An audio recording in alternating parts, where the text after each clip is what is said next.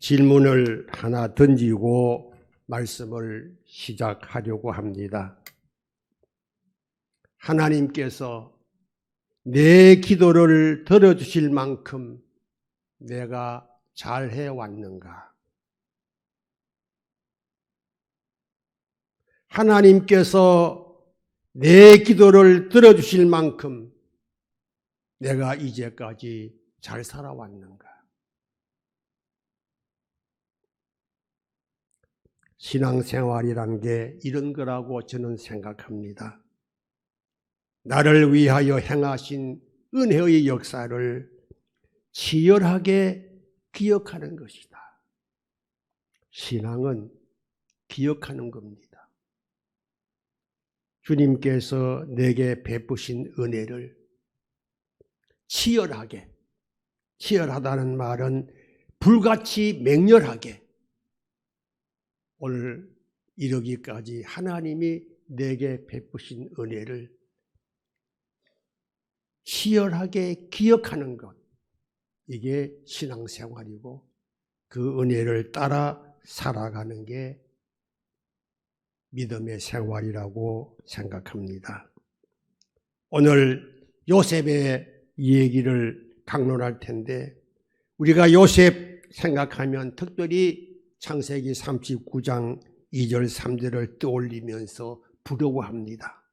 여호와께서 요셉과 함께 하심으로 그가 형통한 자가 되어 그의 주인 애굽 사람의 집에 있으니 그의 주인이 여호와께서 그와 함께 하심을 보며 또 여호와께서 그의 범사에 형통하게 하심을 보았더라. 우리가 이 부분에서 마음을 두고 생각하는 것은 형통한 자가 됐다. 거기에 무게를 두고 생각하지요. 그런데 그 앞서 여호와께서 요셉과 함께 하심으로 여기에 포커스를 둬야 됩니다.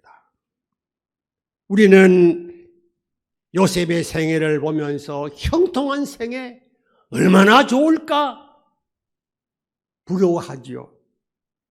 그러나 저는 다시 한번 생각합니다. 여호와께서 함께 하신다는 것은 무슨 말이냐? 내 뜻이나 내가 하고 싶은 대로 살아간다는 게 아니라 여호와께서 하자는 대로 살아가는 것. 길을 두 친구가 걸어간다 할 때 내 옆에 있는 이 친구는 내가 가장 좋아하는 친구다. 존경하는 친구다. 사랑하는 친구다. 그러면 이 친구가 가자는 대로 가는 게 우리의 인생 걸음이 아니겠어요? 우리가 하나님과 함께 한다는 것, 이것은 다르게 말하면 나는 포기하고 하나님이 하자는 대로 하는 거다. 이해되십니까? 나는 포기하고 하나님이 하자는 대로 하는 것, 이게 하나님과 함께 하는 거예요. 그건 하지 않고 형통하기를 바란다면 이건 넌센스입니다. 하나님의 기억 속에 있는 사람이 되는 것이야말로 복된 일이 아닐 수 없습니다. 오늘 제가 제목을 요셉을 잊었으나 술 맡은 관원장이 요셉을 잊어버린 그 얘기를 제가 말씀드리려고 합니다. 그러면서 잊혀진 사람에 대해서 잠깐 말씀드리려고 합니다. 잊혀진 사람. 잊혀진 사람이 된다는 것은 마음 아프고 슬픈 일이라고 할 수 있습니다. 부모에게 잊혀진 자녀, 자식들이 잊혀진 부모, 팬들이 잊혀진 연예인들 가운데 가끔은 자살하는 사람이 있어요. 왜 그럴까요? 인기가 떨어지니까, 잊혀지니까. 그게 무서웠어. 역사의 뒤안길로 사라져 이제는 사람들로부터 잊혀져 가는 사람이 된다는 것은 몹시 고통스러운 일이 아닐 수 없습니다. 오늘 본문 23절에 보면 술 맡은 관원장이 요셉을 기억하지 못하고 그를 잊었더라 라는 구절이 나옵니다. 다시 복직될 것이라고 꿈을 해석해 주고 요셉이 술 맡은 관원장에게 이렇게 부탁합니다. 당신이 잘 되시거든 나를 생각하고 내게 은혜를 베풀어서 내 사정을 바로에게 아뢰어서 이 집에서 이 감옥에서 나로 나가게 건져 주세요 라고 술 맡은 관원장에게 부탁했습니다. 그런데 술 맡은 관원장은 아예 깡그리 잊어버리고 복직된 기쁨, 그 기쁨에 겨워서 감옥 안에서 애매하게 고생하고 있는 요셉을 잊어버리고 말았습니다. 내가 석방되면 꼭 네 억울함을 풀어주겠다 다짐도 하고 약속도 했건만 술 맡은 관원장은 그런 사실조차도 기억하지 못하고 요셉을 잊어버렸습니다. 요셉은 그러기에 하루하루 하나님이 자기에게 개입하실 일들을 꿈꾸면서 신실한 마음으로 감옥 생활을 하면서 그날을 기다려왔던 거예요. 당시 애굽 곧 이집트라고 하는 나라는 세계에서 가장 강한 나라고 문화도 발달한 최고 문명을 자랑하는 나라입니다. 요셉은 그때 가나안 땅에서 양 몰고 짐승을 키우며 유목 생활하던 요셉입니다. 요셉이 애굽에 갔을 때 깜짝 놀랐습니다. 여러분 시골 사람이 산골짜기에서 살다가 서울 광화문 앞에 갖다 놓으면 어떻게 되겠습니까? 그에 비할 수가 없을 정도예요. 가나안 땅은 그때는 형편없었죠. 유목 생활하던 야곱의 아들들, 그 가운데 요셉, 그 요셉이 애굽 땅에 갔어요. 그 애굽 땅은 세계 최고의 문명이 발달한 그런 나라가 아니겠어요? 요셉의 감옥 생활도 힘들었습니다.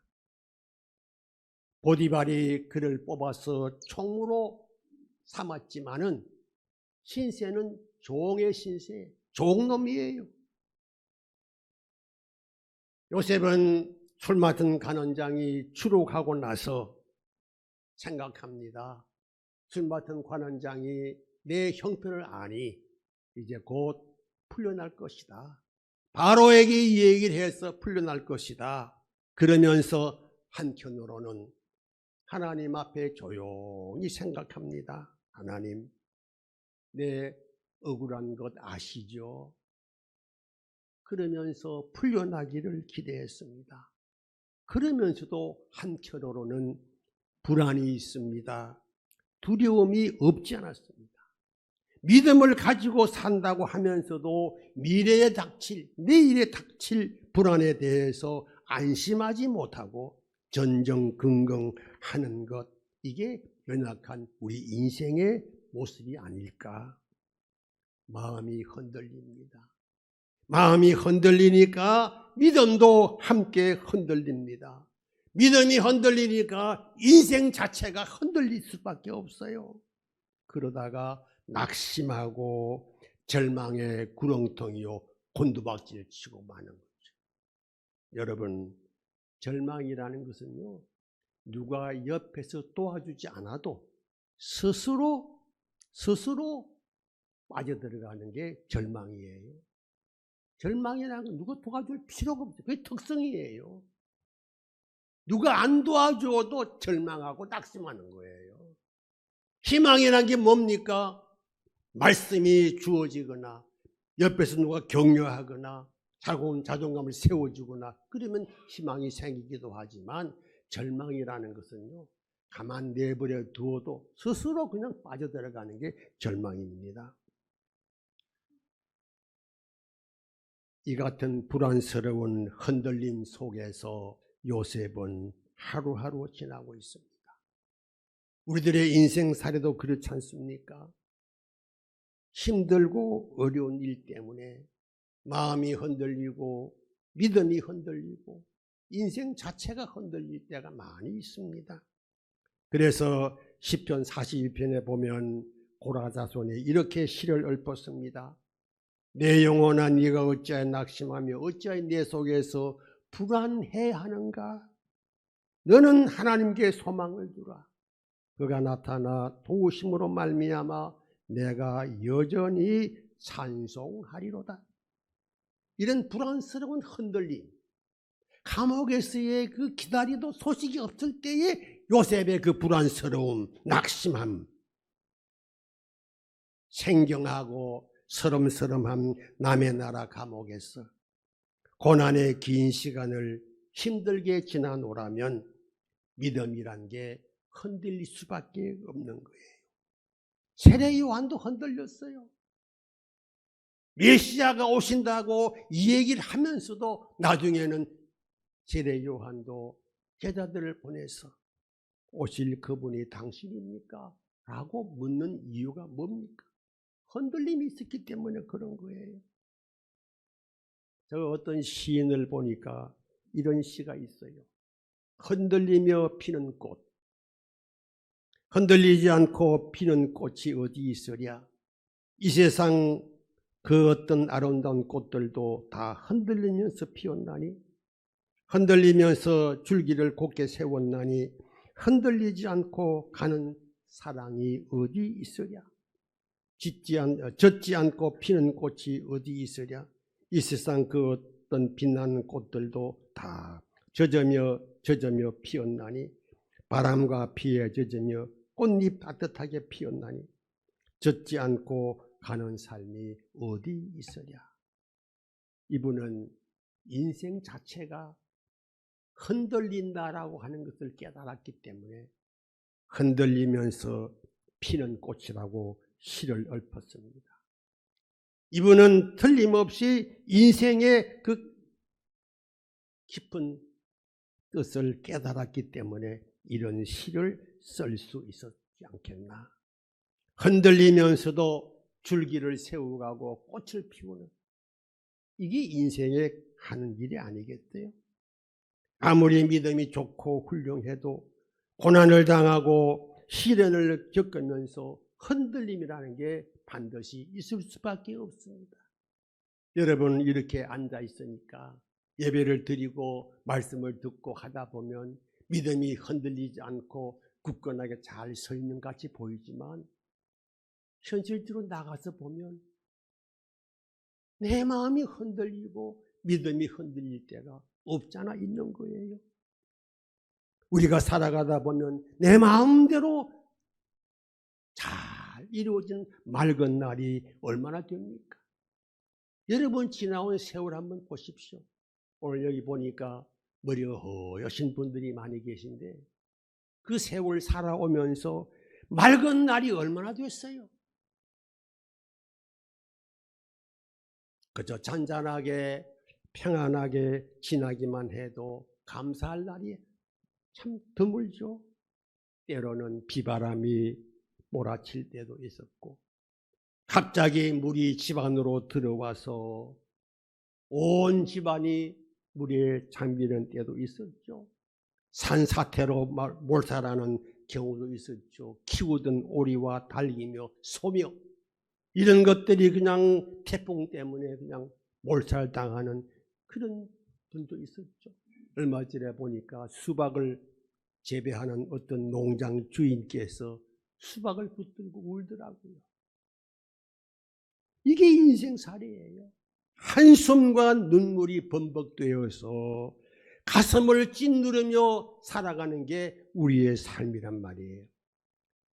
화원의 꽃대가 다 부러지고 잎사귀가 다 찢겨져서 다시 꽃 피울 희망이 보이지 않는 그런 상황에 이르게 되게 되면 누구나 낙심의 자리에 주저앉게 되고 흔들릴 수밖에 없는 삶을 살아갈 수밖에 없는 겁니다. 고라다손이 그랬고 세례 요한이 그랬고 앞서간 믿음의 선진들도 그랬고 여기 서서 설교하는 나도 그랬고 다 그런 겁니다. 때로는 방황할 수도 있고 남몰래 눈물로 밤을 새우는 때도 있을 때고 인생에 대단한 열매가 없어서 주눅이 드는 경우가 많았겠지만은 우리가 알아야 할 것은 하나님은 결단코 우리를 잊지 않으신다는 사실입니다. 요셉이 그랬습니다. 노예가 됐습니다. 억울한 누명을 썼습니다. 감옥에 갇혔습니다. 어둡고 캄캄한 곳에서 고통스럽게 흔들리는 삶을 살았을지라도 하나님은 내 형편을 아시고 내 꿈을 이루어 주시리라.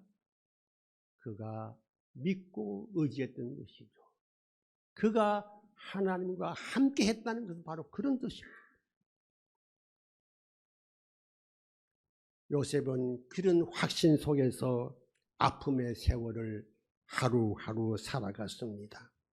요셉이 자주를 모르고 요셉이 절망이 없었겠습니까?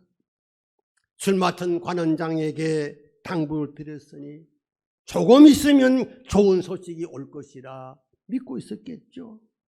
곧 풀려날 것이다. 학수고대했습니다. 그런데 하루가 지나고 이틀이 지나고 한 달이 지나고 두 달이 지났는데 소식이 없어. 6개월이 지났습니다. 소식이 없어. 1년 지났습니다. 분명히 약속했는데 어쩐 일인가. 외로움과 슬픔이 와락. 요셉의 가슴을 짓누릅니다. 갑자기 서러워집니다. 외로워집니다. 눈물이 쏟아집니다. 사람이란 믿을 것이 못 되는구나. 사람이란 믿을 것이 못 되는구나.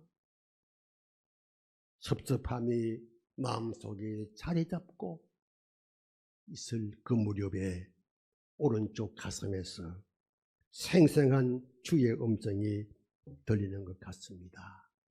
사람은 믿을 수 없어도 하나님은 결코 너를 잊지 않으신다. 이 음성이 들리는 것 같아요. 너의 인생은 술 맡은 관원장에 있는 것이 아니라 내 손에 있는 거야. 그러시는 하나님의 음성이 들리는 것 같아. 그래서 요셉은 버티며 견디며 이겨나가고 있는 겁니다. 오늘 여러분도 때로는 흔들리고 믿음도 흔들릴 뿐 아니라 이런저런 일을 만나서 힘들게 살아갈 때 좌절과 낙심과 외로움에 빠져서 사람 믿을 수 없구나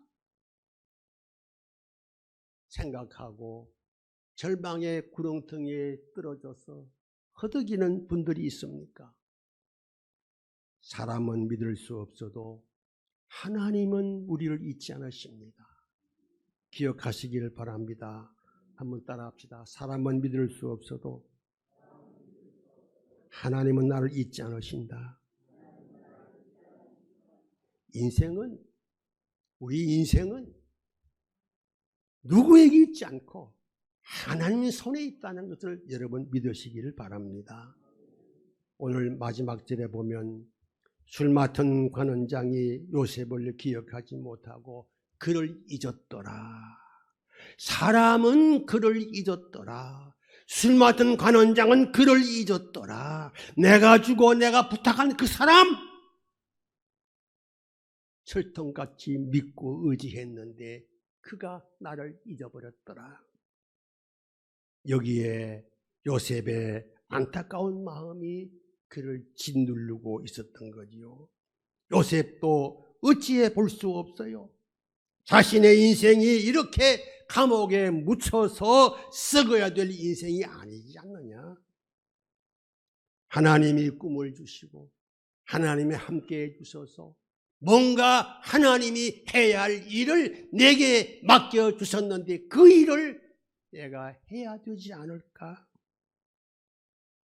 곰곰이 생각해 보니까 꿈을 해몽해 주었던 술 맡은 관원장에 대해서 배신감을 느끼게 됩니다. 그럴 때 요셉은 다시 고개를 숙입니다. 내 인생 이렇게 끝날 수 없어. 사람은 잊었어도 하나님은 나를 기억하실 거야. 사람은 알아주지 않을지라도 하나님은 내 인생 길을 인도하실 거야. 이 믿음 우리도 가져야 되리라고 생각합니다. 그렇다. 하나님이 인도하시고 하나님이 이끄시고 하나님이 다스리시는 인생, 이렇게 허무하게 끝날 수 없어. 이것이 요셉의 믿음이었습니다. 사람들은 나를 잊었을지라도 하나님은 나를 잊지 않았을 것이며 나를 위하여 다른 길을 예비하고 있었을 것이다. 요셉은 그 믿음을 가졌습니다.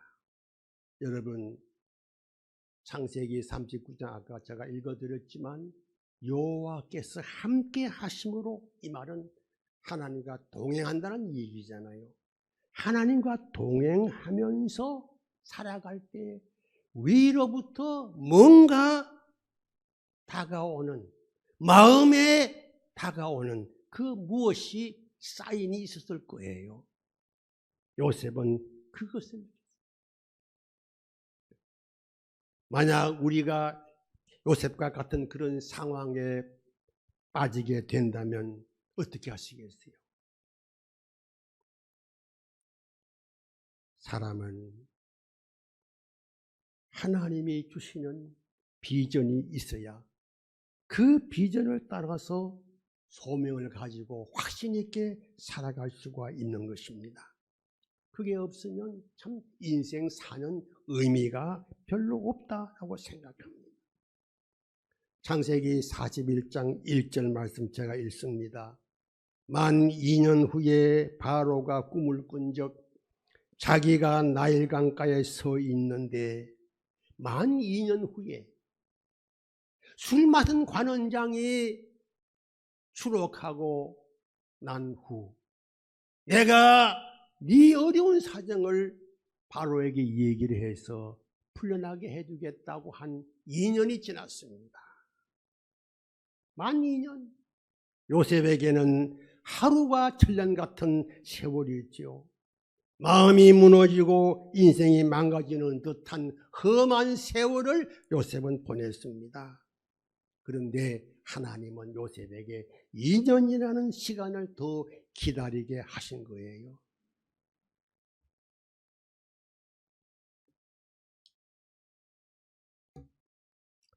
사실 2년이라는 세월, 요셉에게는 긴 세월이었지만 해도 어찌 보면 하나님이 그를 위하여 준비하는, 예비하는 특별한 은총의 기간이다, 이렇게 생각할 수 있습니다. 만약에 예를 들어 봅시다. 요셉이 감옥에 가지 않았다면 보디발 집에서 총무노릇으로, 종놈이면서 총무노릇으로 평생 살았을지 몰라요. 그렇지 않습니까? 두 번째, 술 맡은 관원장이 바로에게 얘기를 해서 억울한 요셉을 풀어서 나오게 했다고 합시다. 그랬다면 그는 술 맡은 관원장 그 관리, 고급 관리잖아요. 그 고급 관리 밑에 가서 그 사무실에서 적당하게 일을 보면서 뭔가 했을 것 같아. 그렇게 되면 요셉에게 주어진 그 사명의 길이 아니잖아요. 하나님이 그를 통해서 하시고자 하시려는 일이 아니잖아요. 우리는 요셉의 생애를 통해서 많은 인생의 굴곡을 섭리하시는 하나님의 손길을 보게 됩니다. 우리는 여기서 요셉의 생애를 통해서 귀한 감동을 받는 것은 어느 때에도 요셉은 얕은 판단 때문에, 짧은 안목 때문에, 치솟는 감정 때문에 누구의 말을 들어서가 아니라 또는 하나님 무심하다 등 돌리고 불신앙의 길로 가지 않았습니다. 요셉은 그런 상황 가운데 한치의 흐트러짐도 없이 믿음의 길을 묵묵히 걸어갔습니다.